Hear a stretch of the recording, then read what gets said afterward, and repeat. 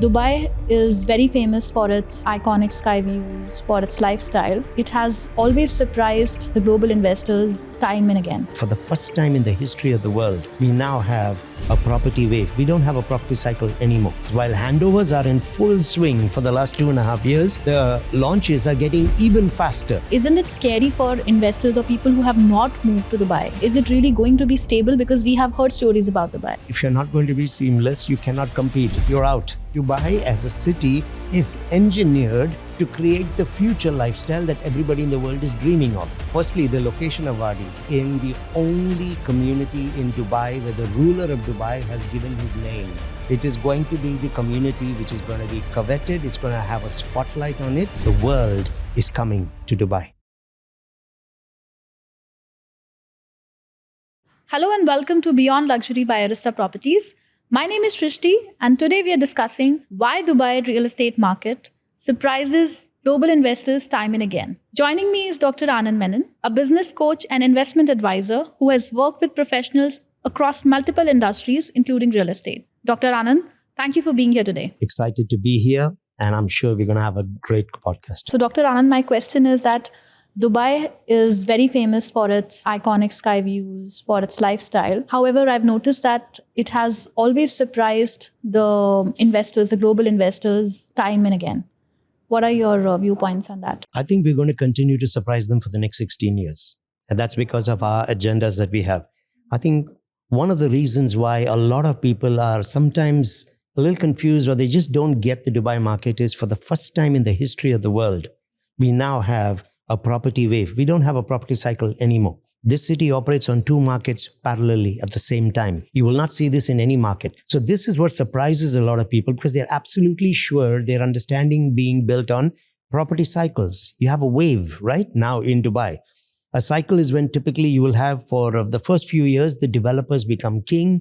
There's a lot of high demand and you see a lot of inventory being launched. But then closer to completion, the developers pull back and then they allow the inventory that is being handed over to take over the market. And you get mortgage buyers, homeowners starting to shop, the investors back off, wait for absorption, and then the new cycle starts. Dubai is surprising people because while handovers are in full swing for the last 2.5 years, the launches are getting even faster. And that's something they can't comprehend because we have two parallel markets. You know that we are expecting 70% of an increase in population in just the next 9 years. We have 250,000 people coming every single year. That's 1 million people every 4 years. All the handovers that we are seeing right now is to take care of the needs of Dubai for the next 4 years. However, if we do not continue to launch now, 4 years from now, when absorption has happened with the ready units now, and 1 million people are going to come in the next 4 years, we won't have anything for them. So the launches of today are to take care of the future markets from 29 to 33. And the handovers of today is to take care of the current requirement in the market for the next 4 years.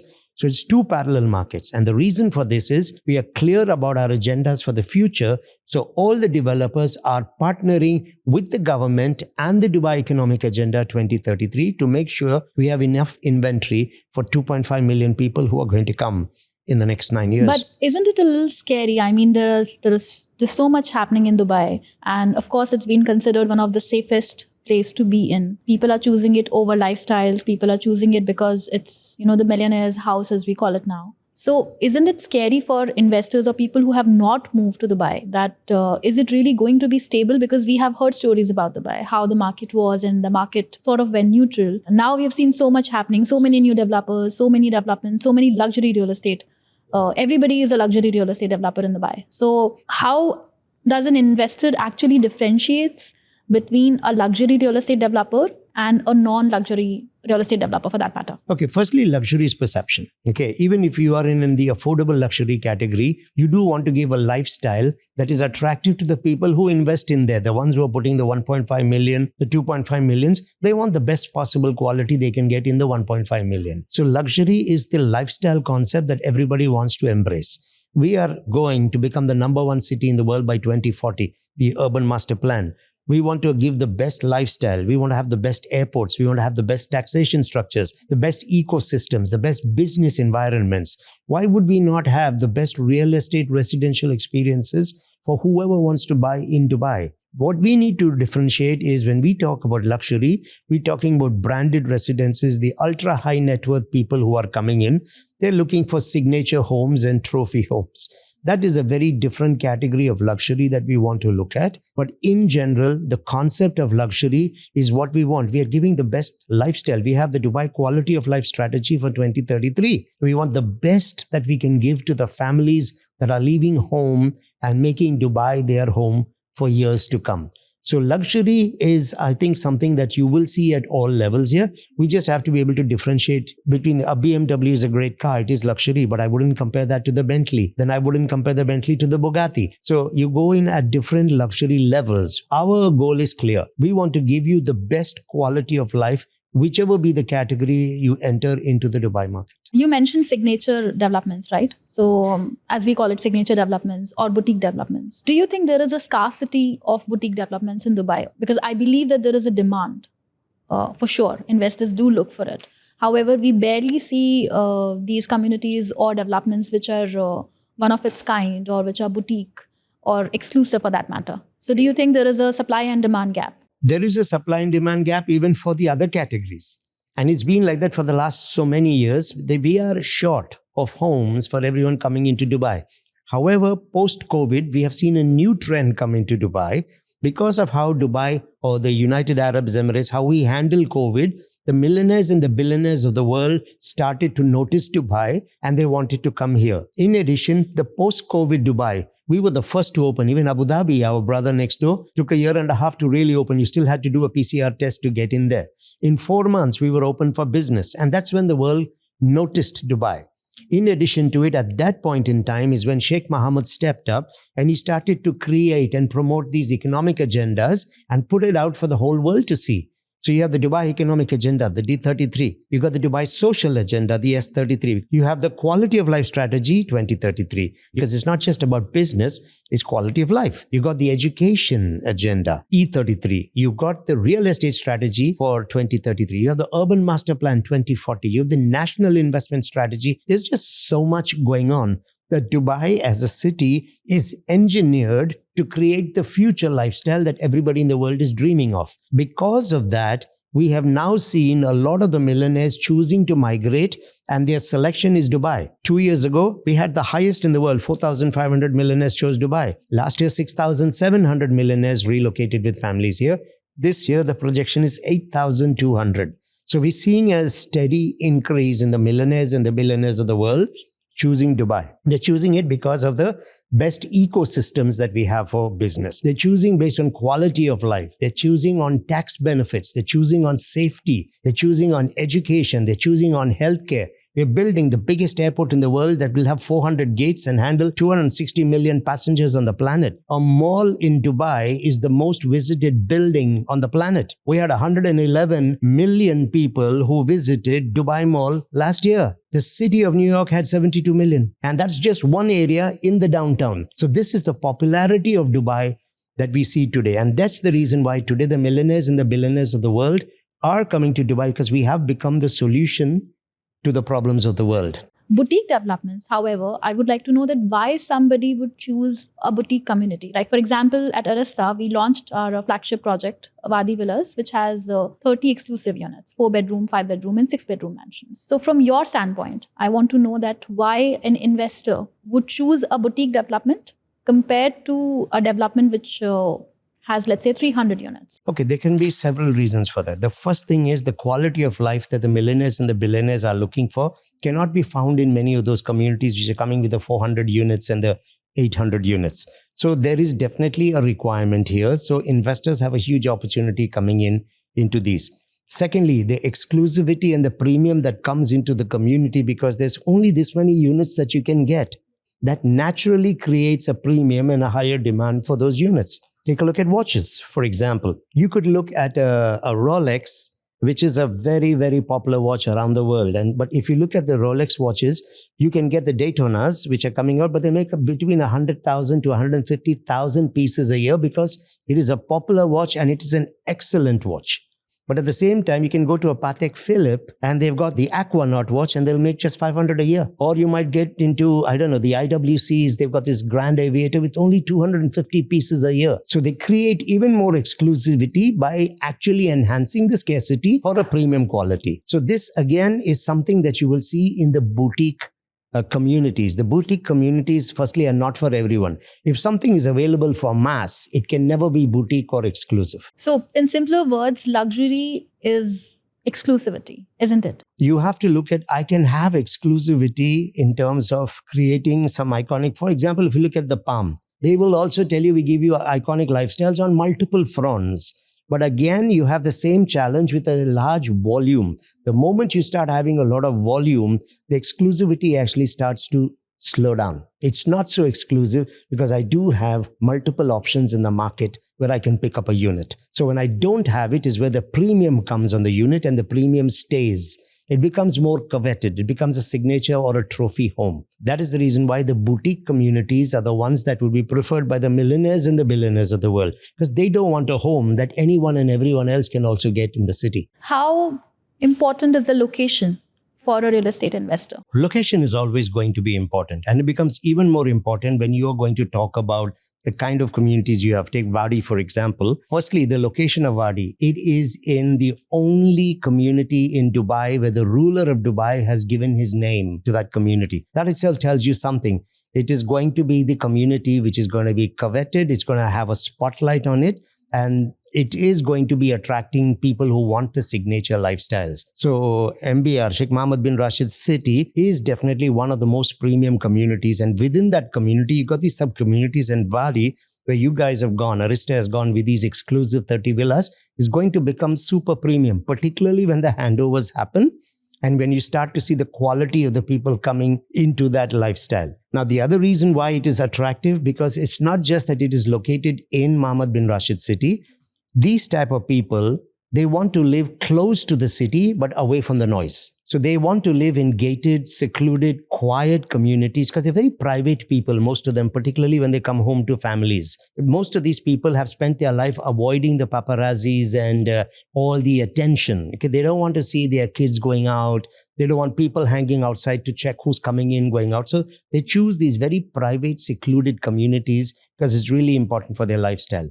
It makes it equally important that I know who my neighbor is. Yes, because in such important. A community, I want to know that I'm rubbing shoulders with people who are of similar caliber, similar as me. stature. And yeah. that's where the brand value comes in. If you go to Madison Avenue in New York, you'll see the penthouses all on the top. They have an unspoken agreement between all of them that no one sells without approval from everyone else. And that protects the sanctity of the kind of person who can come into that. You could be a mega billionaire. You can put as much money as you want, but you can't sell it without permission from the others. They do that to maintain the exclusivity in the community. So you're close enough to the city because you might be setting up your businesses in the city, but you're far enough from it to have that privacy and the quiet and a very elitist lifestyle in Mohammed bin Rashid City. We all know that Meydan is known for its close proximity to downtown. It's known for its business opportunities as it has its own free zone. Of course, the boutique developments, we have the ultra luxury developers, and there is a huge demand. And of course, there's a great supply as well. Do you think it's fair to call Meydan a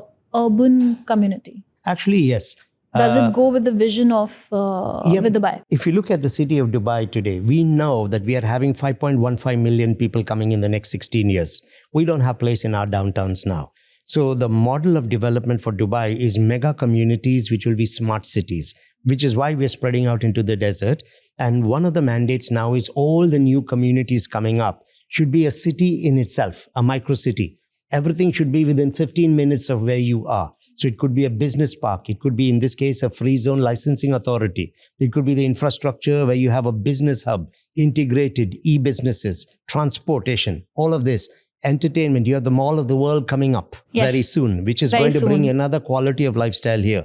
But again, within every urban community, you will provide opportunity for different categories of luxury. You will have the apartments, you will have the villas, you'll have mansions, and then you'll have the luxury mansions and lifestyle. You could take any community. Take, for example, a Dubai Hills estate, you'll see exactly the same thing. You can get the Street of Dreams. You can get villas of 100 million plus. But then you can get the Golf Place terraces and all of those which come between the 20 to 35 million ranges.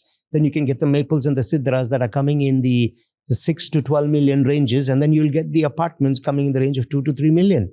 That's because you're creating a micro city. And when you're creating the micro city with a business park in there and a mall in there, you're going to have different kind of people coming to experience that lifestyle. So with Wadi, you're going to be one of the most exclusive areas in Mohammed bin Rashid city. So it's going to be a very iconic lifestyle there, but it is going to be an integrated part of a much larger community. The licensing authorities here is actually going to attract a lot of business. I've myself picked up a new company license from the Meydan Free Zone. Oh, fantastic. Yeah. So I actually have set up another company. And how was your experience in Meydan Free Zone? The experience was great. I worked with an agency that got the whole thing done for me, but it was quick. It was really fast. It was seamless and fast. In Dubai today, if you're not going to be seamless, you cannot compete. You're out. Yeah, and you have to be fast. Yeah, you have to be fast. You have to be seamless. It has to be a painless process because there are just so many free zone opportunities in Dubai and to compete. And bear in mind, you are coming up in the community that is bearing the name of the ruler. There is no way you can mess up on that. You can't mess up here. Absolutely. So talking about Meydan, it has been a choice because of the preferred lifestyle and of course because of the World Cup.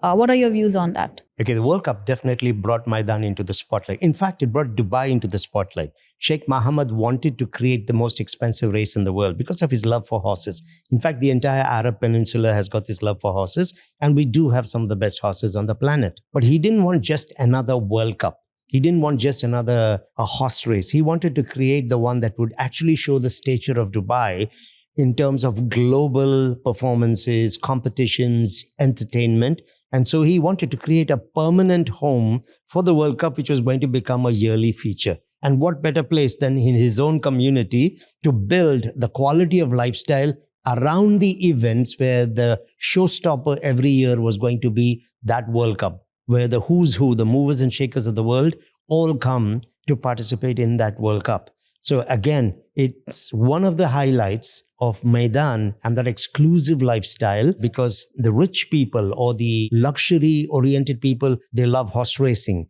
they love golfing. So they like these kind of sports. Some of them are into exotic fishing and things like that. So these type of people would find this community actually catering to that lifestyle. And we've already seen what has happened. We've got such an amazing hotel that is, literally overlooking the coast. It's one of the best designed hotels on the planet. It's an amazing hotel. And it's all adding to that same message, that signature look and feel about what you can expect when you associate anything with Dubai. And it had to be in Mohammed bin Rashid city. Do you think that Meydan is a community which has got the potential to build larger spaces or bigger spaces? Just go and look at District 1. That answers the question straight away. You got everything that's massive there, and the who's who on the planet have actually come and are living in District 1. Every time you have a showstopper, you will always find exclusive communities will tend to come up around that because there's a premium in those areas. And the World Cup is definitely a showstopper. And you're right, not everybody will stay in a hotel, but people want to be living in areas that can be associated with that because the entire area goes up in premium, goes up in value, becomes more and more exclusive. It becomes something like a Beverly Hills Boulevard around a horse race track. So that's what's happening. And we have family culture. The Arabs love family culture. The Emiratis love family culture. And they usually have big families, So they are looking at the 6 bedrooms, the 5 bedrooms and above. And when you don't have enough of those in this community, a premium naturally comes onto any community that is going to give those opportunities to people. And this is attractive not just for the people from within the UAE, it will attract people from all around the world. So you definitely do have a very strong requirement and very small supply of 6 bedrooms in an area like Mohammed bin Rashid city to be able to actually satisfy the requirement. In fact, I think there should be more going forward. At Wadi, we have the 6-bedroom mansion. We have the 5-bedroom mansions as well, and they've been great in demand. What features would an investor look? What more than a larger space in a 6-bedroom mansion is an investor looking for? See, one of the associations with quality is partnerships. There's no question about that. A brand is enhanced when you associate with other global brands. And if you had to look at Arista and what you have in the Wadi Villas, you've got some iconic partnerships in place. You've got HBA and you've got Cooper's Hill. If you look at HBA, 60 years in the business, They have 1,380 architects operating out of 24 offices in 14 countries. In Singapore, if you look at the Marina Bay Sands, it's a must visit. It's like a showstopper in Singapore, like our showstopper events here. No one goes to Singapore and does not go to that hotel. But not many people are aware of the fact that HBA are the architects behind that beautiful hotel, 3,000 rooms in 3 towers of 50 floors each. You can come closer home in Dubai. You can go to the Palm Tower and you'll see the St. Regis Hotel. You can see Jumeirah Group has got their Vita Valley resort in the Maldives. So they have been involved for the last 60 years in creating these kind of iconic projects. And they are the architects that are associated with your boutique villas that are coming up in the community. We also have got the Cooper's Hill, who are known for some outstanding landscapes where they blend the architecture with the landscapes. Again, 40 years legacy behind them, with offices operating out of Singapore, which is the garden city of the world. So I'm not surprised they would have an office in Singapore, but they're in Bangkok, they're in Dubai, they're in London, they're in Ho Chi Minh City. So you have them also giving you the landscape that will give you a very iconic blend of the outdoor lifestyle as well as the indoor lifestyle. These kind of brand associations is where the image and the perception of luxury gets automatically enhanced. And the good thing that I can see here is with Arista particularly, they're not holding back the punches. They have committed to it. They put 500 million dirhams into this community from last year, and you can see them putting even more going forward from the next year. And one of the statements of luxury that they're making out there is just look at our partners. Look at our brand associations. This is the reason why we know that we will give you the lifestyle in a very exclusive gated community that's going to be really hard to find somewhere else in Dubai. What I would like to know more is that Meydan is fairly a new community, right? However, we still see that there are so many developments going around here. Is it fair to say that it truly resonates with the future of Dubai? It is futuristic. And what are the other communities, which are older communities, which you would see that it's a fair comparison to Meydan? See, actually, in this part of the world, in this district, there are not many boutique developers yet.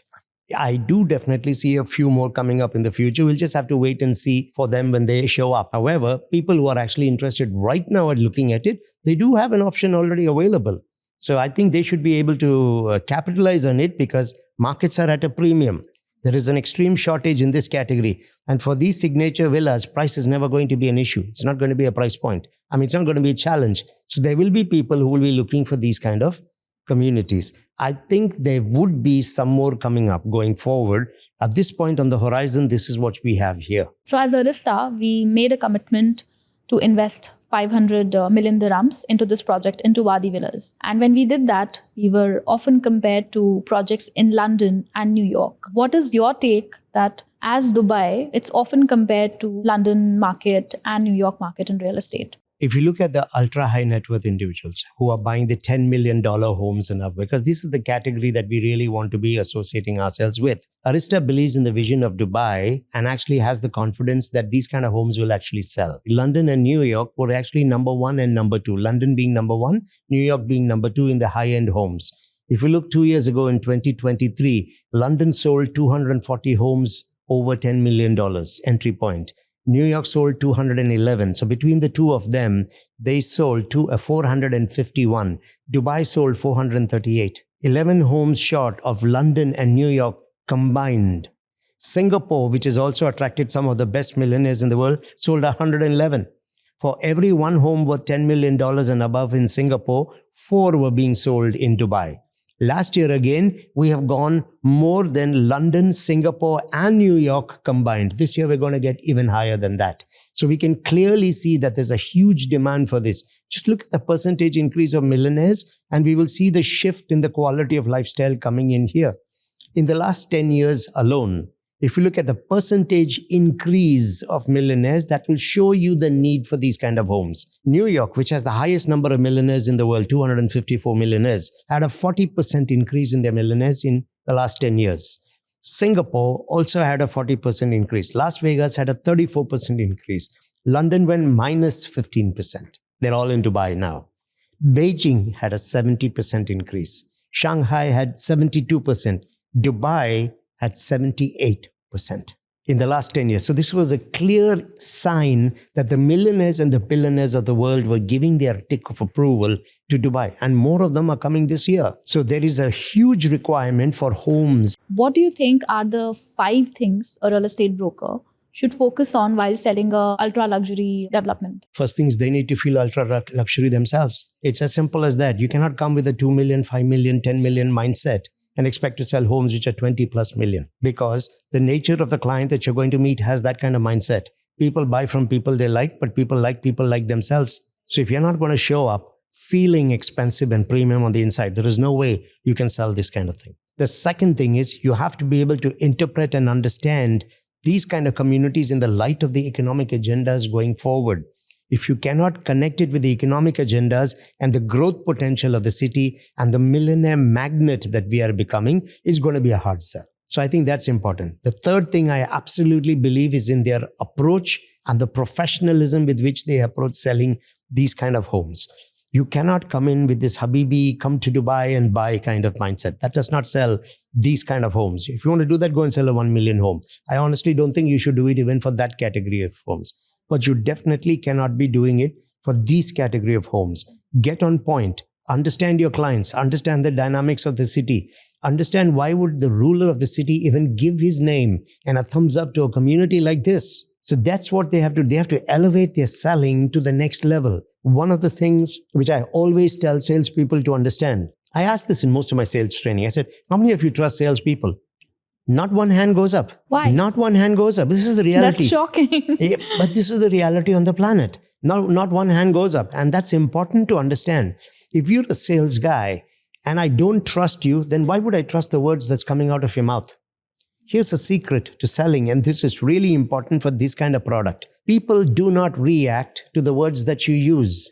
They react to the internal dialogue your words have created in their heads. Because I trust my internal dialogue. That is me for the last 30, 40, 50 years of my life. I don't trust you. You're a sales guy. So let me give you a very basic grassroots example.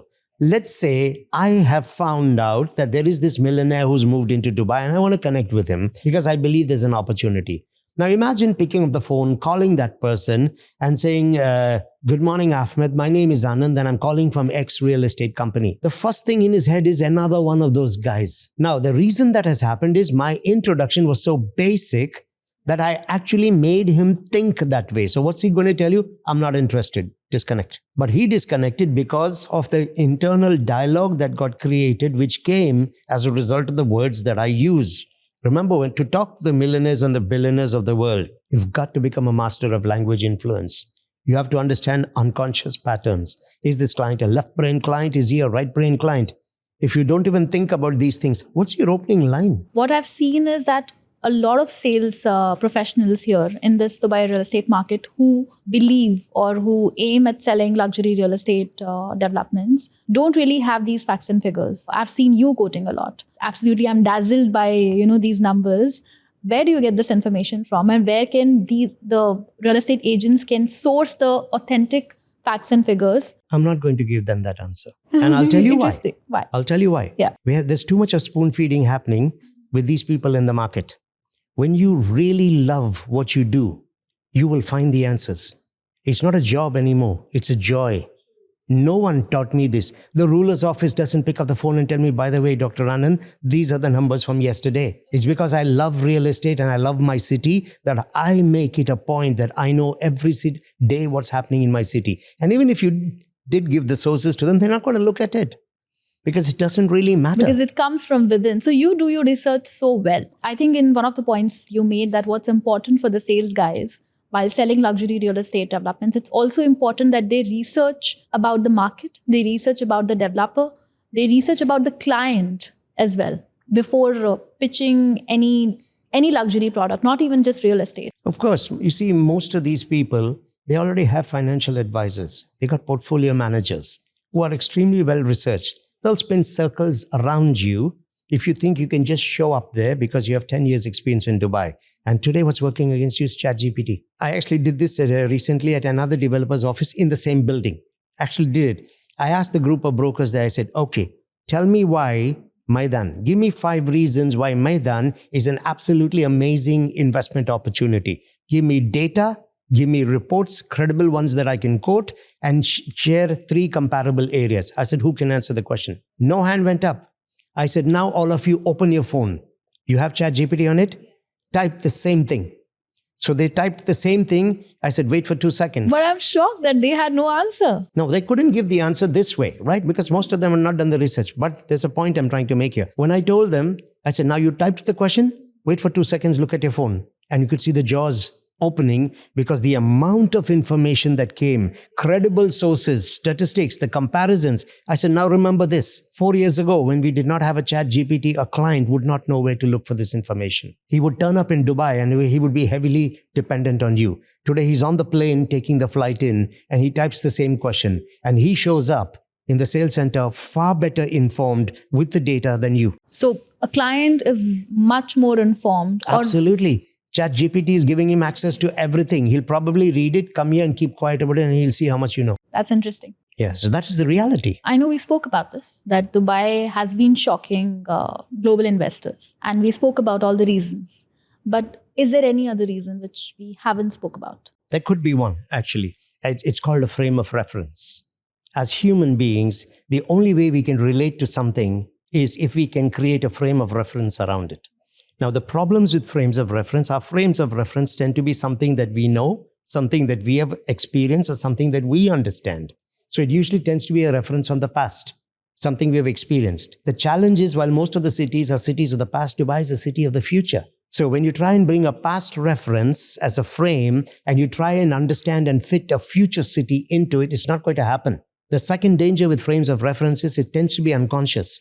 So people cannot even tell you why they're getting shocked, but they have this unconscious reference. Let's take an example. Generally, buyers who come in from Europe or who come in from Northern America, they come from markets which are 90 to 94% ready homes and driven largely by 70 to 75% mortgage buying. We are having 72% of our investors are putting their money in sand. How do you come with a frame of reference where you look at a physical building, you approach a bank, and then you get the money to buy the home, and you try to understand a market where people are flying in or just booking online and they're buying sand? So this is one thing that actually holds a lot of people back. So sometimes you have to alter their frame of reference for them to even begin to understand what's really happening here. And I'll give you an example.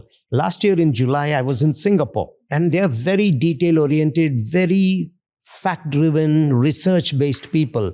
And I was meeting with some senior heads of finance in some of the biggest banks there. And one of the things I was using as a frame of reference is talking about the airport in Dubai.